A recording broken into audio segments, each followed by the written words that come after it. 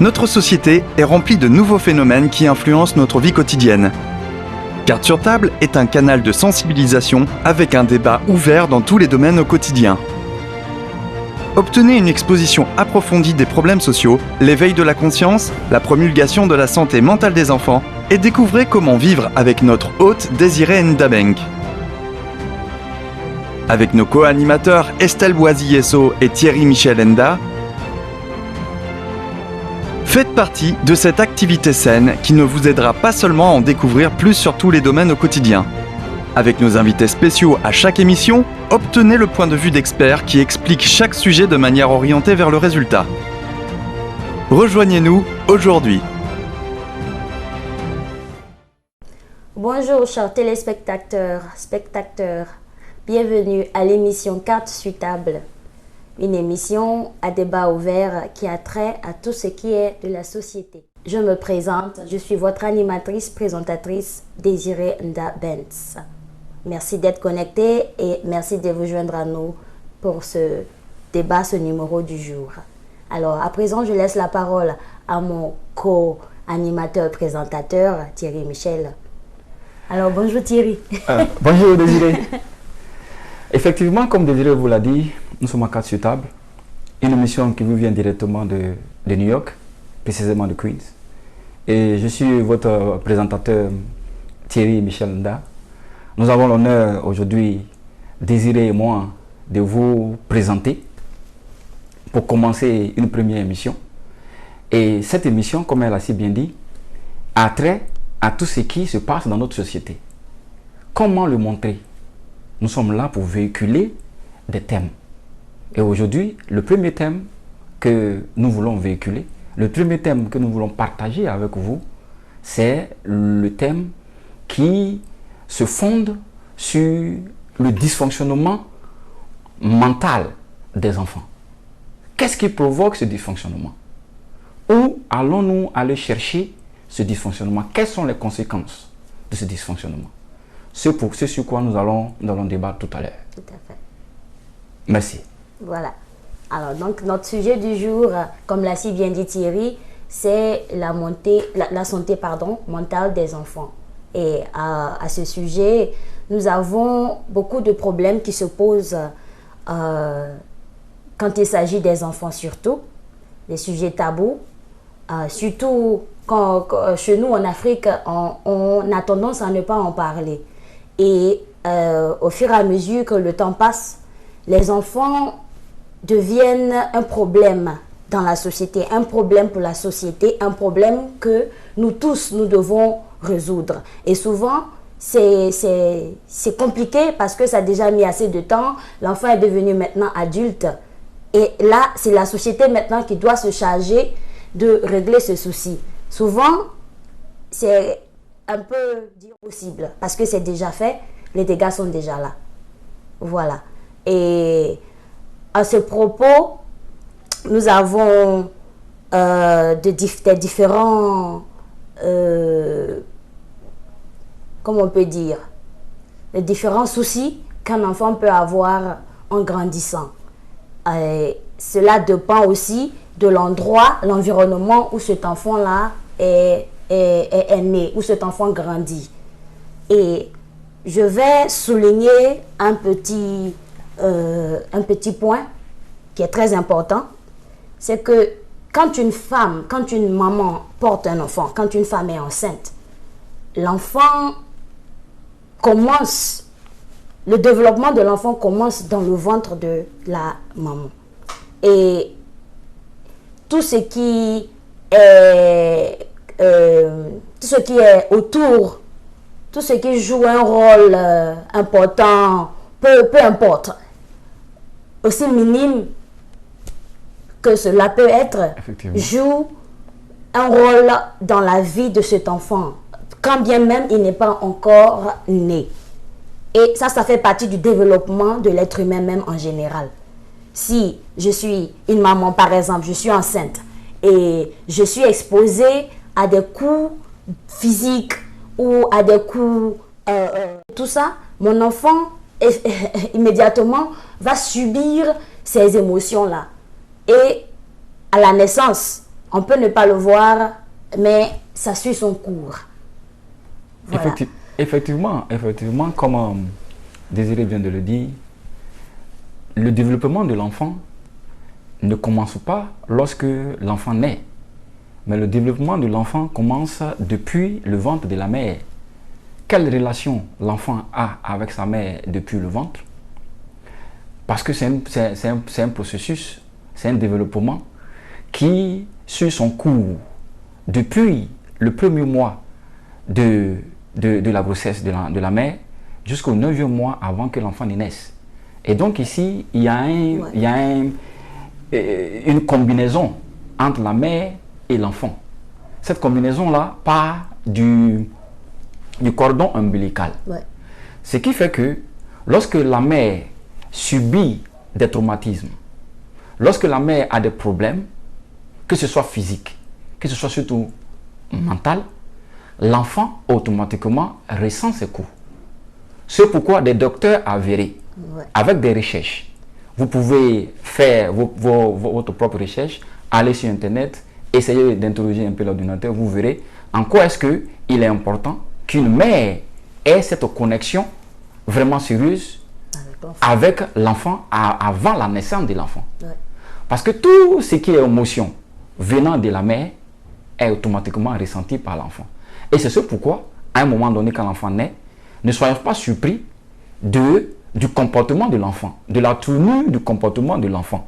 Cela ne vient pas ex nihilo. Ouais. Cela a une source. Exactement. Et donc, nous sommes là, aujourd'hui, pour en parler, pour mettre sur la table, comme effectivement le mission le porte.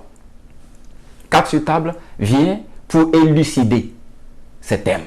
4 sur table vient aujourd'hui pour vous donner les causes, les conséquences et plus tard, quelles sont les solutions, quelles sont la manière de procéder afin de ne pas tomber dans ce tourbillon qui peut se dérouler entre la mère et l'enfant parce qu'au départ, il y a quelque chose qui a été faussé. Ouais.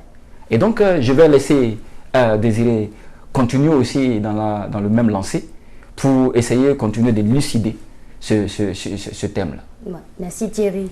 De rien. Et voilà. Et donc, en fin de compte, quand l'enfant naît, il est né.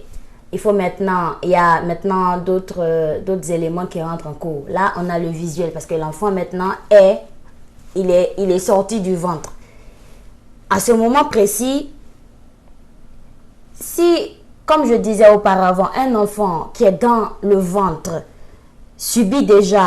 ressent déjà ce que la mère ressent, c'est encore plus grave quand il est hors du ventre. Absolument. Voilà, parce que là maintenant c'est du direct. Il y a pas de ventre, il n'y a pas de l'eau, il n'y a pas de barrière, c'est du direct. L'enfant ressent ça automatiquement. C'est du vécu. Voilà, c'est du vécu. Là ça devient encore plus c'est complexe. Voilà. Et nous avons par exemple des méthodes auxquelles certains parents s'adonnent, comme quoi crier sur l'enfant peut résoudre le problème, ou taper l'enfant peut résoudre le problème. Moi, personnellement, à mon opinion, je pense que ce n'est pas la bonne méthode. Ça ne va qu'empirer les choses.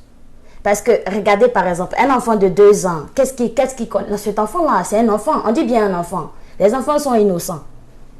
Crier sur un enfant parce qu'il a versé, je donne un exemple, de l'eau, sur le tapis ou du lait, ou je ne sais quoi d'autre, c'est exagéré. Parce qu'il ne va pas comprendre le message que vous voulez véhiculer par la violence. Ça, c'est un point. De 2, quand un enfant est né dans un environnement gai,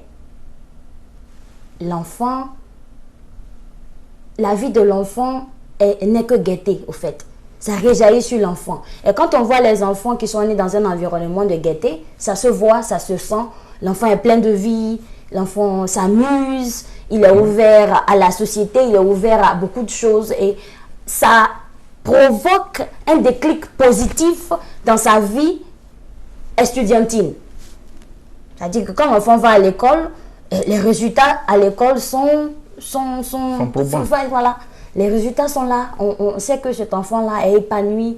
Il y a des gens qui l'encadrent. Il est dans un environnement de gaieté. Voilà. Effectivement, pour taper sur le même tambour que toi, il n'y a que dans nos sociétés africaines, c'est vrai, il y a belle lurette, nos ancêtres ont eu cette manière, leur manière à eux de pouvoir éduquer leurs enfants. Et cela passait par des méthodes rudes, telles que, par le moment donner une gifle à un enfant, ou bien frapper l'enfant avec une baguette. Tout ça, c'était des méthodes qui étaient employées. Mais avec le temps, on ne parlerait pas de modernisme, mais avec l'évolution, on voit un peu comment il y a un contraste entre notre société, sinon nos sociétés africaines, nos vécus africains, et les vécus des Occidentaux, sinon un vécu occidental. Aujourd'hui, quand nous faisons la comparaison, on voit que nous sommes des années-lumière en arrière dans l'éducation de l'enfant. L'éducation d'un enfant ne repose pas seulement sur le physique. Comme on le dit très souvent, dans l'éducation d'un enfant, ce n'est pas seulement que la baguette. En même temps qu'on a besoin de la baguette, c'est vrai, à un moment donné, mais on a besoin aussi de la carotte. Donc, la carotte et le bâton, les deux vont ensemble. Quand l'enfant se comporte bien, naturellement, on lui donne de la carotte. Quand l'enfant se comporte mal, on a besoin de faire appel à la baguette. Mais la baguette ne doit pas être la solution ultime à l'éducation de l'enfant. Et tous ces éléments, rentrant en ligne de compte, peuvent amener l'enfant à avoir un dysfonctionnement total dans la société lorsqu'il naît. Et c'est pourquoi aujourd'hui, nous pouvons voir des enfants malheureusement attardés mentaux. Nous sommes surpris des conséquences, mais en réalité, il ne faut pas que nous soyons surpris parce que les causes vont bon train. Et donc, nous devons nous rappeler, nous devons comprendre que l'enfant est, comme on a dit, il est innocent. Il ne sait pas ce qu'il fait. Nous-mêmes, en tant qu'être humain, en tant qu'adulte, très souvent, on commet des erreurs. Et donc, il faut qu'on accepte que l'enfant commette des erreurs.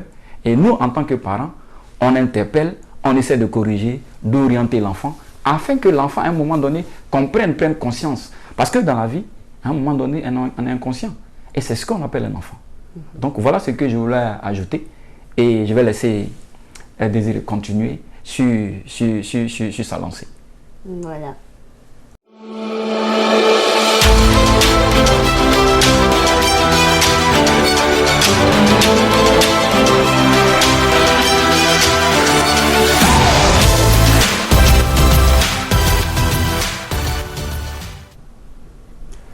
À présent, nous allons passer à notre rubrique Rions ensemble. Je passe donc la parole à Thierry qui va nous faire rire un peu. Merci Désiré. Effectivement, c'est la rubrique Rions ensemble. Et pour cela, nous avons une anecdote à partager avec vous. Nous pensons que c'est bien, par un moment donné, de rire, d'avoir du bon temps, parce que le rire permet d'éviter les rides. Et c'est pourquoi nous allons passer à cette rubrique. En fait, en Côte d'Ivoire, chez nous, nous avons tendance à dire... Je m'assois bien parce que là... J'ai la dalle. Alors, nous avons la dalle. Et cela, en réalité, signifie que nous avons faim. Nous avons l'estomac au talon. Et malheureusement, ou bien heureusement, tout dépend de comment vous comprenez, cela a été associé au nom d'un footballeur de renom qui jouait dans le temps à l'Africa Sport National, du nom de M. Dali Benoît. Si M. Dali Benoît nous écoute, c'est nullement dans le sens de lui faire offense. C'est juste qu'il y a eu une association qui a été faite entre le fait d'avoir faim et son nom, parce qu'on dit que c'est Dali, j'ai la dalle, donc Dali Benoît. Et donc, quand on dit Dali Benoît me fatigue, en réalité, cela veut dire que j'ai une faim. J'ai l'estomac au talon. Effectivement, pour corroborer mes dires, il y a le fait que un monsieur avait son neveu qui était en face de son bol de riz. il s'en donnait à cœur joie. Et l'oncle, comme il est adulte, il s'est approché de son neveu et sans toutefois demander la permission, comme cela se devait, sans toutefois amadouer son neveu, il s'est trouvé se jeter sur son neveu, si je peux l'exprimer ainsi, et commencer aussi à partager la nourriture de son neveu. Malheureusement, comme on devait s'y attendre, l'enfant s'est senti offensé, voyant son bol de riz diminuer, et il a commencé à pleurnicher, et il est allé se plaindre, se réfugier dans les bras de ses parents. Et c'est comme ça que ses parents lui demandent, mais qu'est-ce qui se passe? Il n'arrive pas à parler, il est en sanglots, et les parents, avec l'expérience, ils regardent le bol de riz, ils voient que le bol de riz a drastiquement diminué. Ils ont compris. C'est pourquoi l'enfant était en pleurs. Excusez-moi. Mais pour ne pas vraiment faire offense à l'oncle, ils ont préféré taire l'affaire. Ils ont préféré dissoudre l'affaire en personne expérimentée. Voilà un peu ce qu'on a voulu dire, ce qu'on a voulu partager en termes de faits associé au nom de M. David Benoît, qui était un joueur emblématique de l'Africa Sport National parce qu'il était le meilleur physique, comme on le dit. Et je tenais, sinon on tenait à partager cette anecdote. Désolé, qu'est-ce que tu en penses? Qu'est-ce que tu penses de cette anecdote? Merci. En fait, je ne peux pas m'empêcher de rire parce que ça vient du terroir, ça vient du plus profond de l'Afrique, précisément la Côte d'Ivoire. Pour nos parents de la vieille époque, je pense que c'est bienvenu. Absolument. Et vraiment, je vais continuer mon rire après, parce que là, je ne peux pas m'empêcher de rire. Absolument. Moi-même qui suis en train de narrer les faits, je ne peux m'empêcher parce que je me vois encore, je fais un retour rétrospective pour me retrouver à l'époque. Oui. C'est vrai, comme nous faisons partie de la vieille époque. Oui. Et mais il y a une leçon à tirer. Mais pas si vieux que ça. Oui, je ne suis pas si vieux que ça, mais je suis un peu la transition. Ouais. La transition entre la nouvelle et l'ancienne époque. Donc la nouvelle classe et l'ancienne classe. Donc je suis un peu comme la porte. Ouais. Je vois à l'intérieur, je vois dehors, comme le disait quelqu'un. Bien situé là. Bien situé, voilà. Donc, on voudrait rebondir sur la leçon à retenir concernant cette anecdote. Parce qu'il est bien de rire, mais à la fin, qu'est-ce qu'on retient? Ouais. Pourquoi avons-nous mis sur la table cette anecdote? C'est important. Et je ne sais pas si tu voudrais partager ta pensée concernant la leçon, ou bien si tu voudrais que j'aille, tu me fais savoir. Ce que je peux ajouter, c'est que, comme on parle des enfants surtout, Absolument. voilà, on ne peut pas, c'est comme arracher un jouet, le jouet d'un enfant d'une manière brusque. Effectivement, l'enfant va se mettre à pleurer. Oui. Voilà, donc il faut trouver les astuces, il faut mettre des petits éléments en place pour que l'enfant ne soit pas justement brusqué par le geste, comme quoi on lui arrache quelque chose qui lui appartient. Voilà, donc je pense que cette anecdote, elle est bienvenue. Voilà, et puis vraiment, je suis... Oui, je ne te le fais pas dire. J'ai l'impression...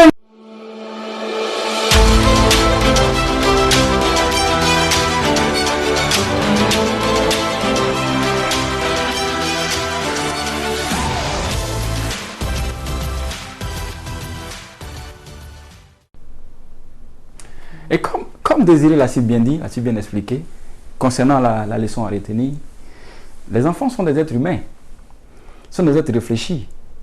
On a l'impression, parce qu'ils sont enfants, ils ont moins d'expérience de la vie, on peut faire tout, on peut s'adonner à des choses en les contraignant. Ouais. Effectivement, dans ce cadre, l'enfant a été contraint. Et cette contrainte n'est pas restée seulement au niveau de l'enfant. Ouais. Comme l'enfant n'a pas su comment exprimer sa contrainte, son mécontentement, sa frustration, alors il est allé vers qui de droit? Qui de droit? Qui est son père ou sa mère, sinon ses parents, pour exprimer son mécontentement. Voilà, et sur ce point, je voudrais ajouter quelque chose.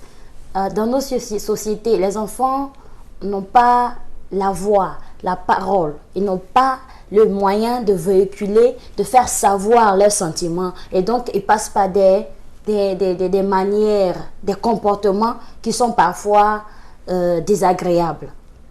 Qui sommes-nous? Nous pouvons être ces avocats-là, nous pouvons être ce véhicule-là que ces enfants peuvent utiliser pour faire passer leur message. Bien dit, bien dit. Je ne te fais pas dire, effectivement, cela tombe à pic. Ce que tu viens de dire tombe à pic, parce que les enfants sont des sans-voix. Bien vrai qu'ils ne sont pas muets, mais ils sont des sans-voix parce que leur voix ne porte pas. Ouais.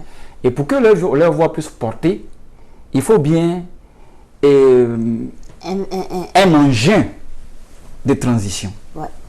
Un engin qui fait le cordon entre les enfants et le monde et la société. Effectivement. Parce qu'il faut préparer les enfants à la société. Il faut les mettre dans des conditions optimales pour les amener à pouvoir réfléchir plus tard d'eux-mêmes. Donc c'est une construction. Et dans cette construction, les enfants ont besoin d'avoir plus d'un tour dans le sac, comme aujourd'hui les parents en ont. Effectivement, tout à fait. Donc dans ce cadre, l'anecdote vraiment vient à point. Moi, j'ai beaucoup apprécié l'anecdote. Vient à point, merci, parce que nous travaillons de concert et nous avons beaucoup d'anecdotes à vous donner, Ouais, à partager avec vous. De nos rubriques. C'est de nos rubriques. Et nous pensons qu'à travers vous, nous allons en prendre aussi parce que nous sommes dans un rendez-vous du donner et du recevoir. Ouais. Comme on le disait, c'est un banquet. Oh yeah. Et le banquet, c'est un rendez-vous du donner et du recevoir. Et donc, nous, on vient pour exposer l'état de la société. Et vous, en tant qu'auditeur, en tant que téléspectateur, Faites savoir ce que vous pensez. vous faites savoir ce que vous pensez de ce que nous avons fait, ce que nous avons présenté. Et ce que vous attendez de nous. Voilà ce que vous attendez de nous. Les critiques, les commentaires, les avis. Nous sommes ouverts à toutes choses. Tout ce qui peut mener l'émission à bien. Parce que nous sommes encore novices. C'est notre premier enregistrement. Ouais. C'est la première émission. Notre première émission. On n'espère pas quelque chose de parfait.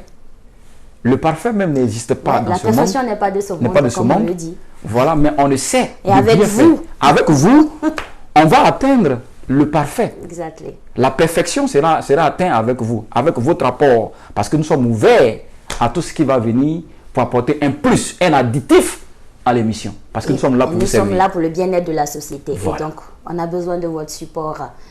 Vous pouvez nous suivre à notre page Facebook, Carte sur table, Facebook. Nous sommes sur Instagram et nous avons un numéro de WhatsApp sur lequel vous pouvez nous joindre.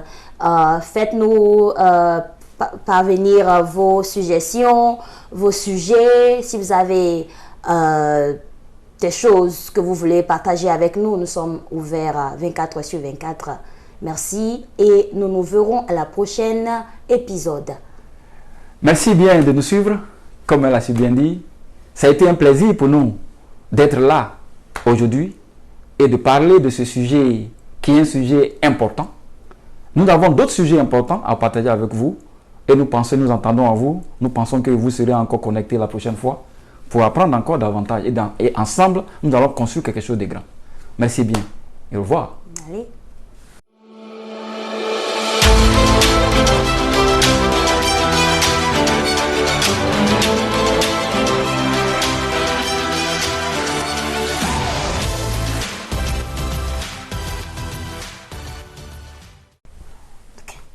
Bon. Bonjour. Bonjour chers téléspectateurs, spectateurs. Bienvenue à l'émission Carte sur table. You're not going to be bending like that. No, you see the book? You see that? Put it here. The notebook, you see that? Yeah, when Man, you put is it it- up, yeah, I can see it. You see the notebook? Now, no. Non. Yeah, ok. aussi est bon. Mais est-ce que tu peux voir? Tu peux voir. Yeah, people like that. Let's go. Let's go.